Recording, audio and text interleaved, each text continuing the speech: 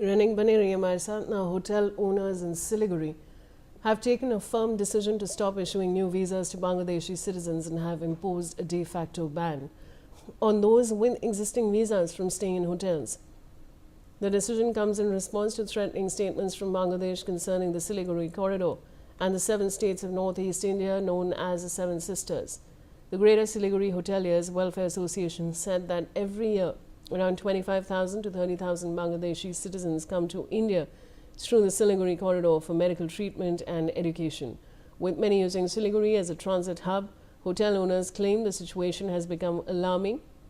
due to growing anti-India sentiment in Bangladesh and provocative statements by some political leaders. They allege some leaders are threatening to disrupt the Siliguri corridor and isolate the Seven Sisters, posing a danger to national security. The association stated that there will be no compromise in national interest and the country's security, and until further notice, Bangladeshi citizens will not be allowed to stay in hotels in Siliguri. रैनिक, ये जो details emerge हो रही है, इसके बारे में आप हमें और क्या जानकारी दे सकते हैं? देखिए, बांग्लादेश में लगातार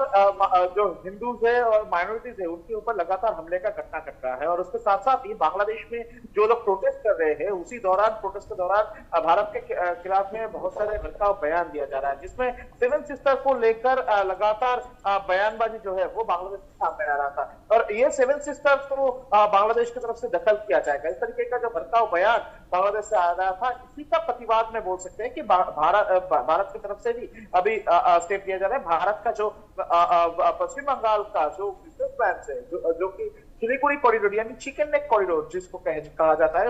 उस एरिया का जो बिजनेस प्लान है होटल ओनर से उनके तरफ से भी डिसीजन लिया गया है कि सिलीगुड़ी एरिया का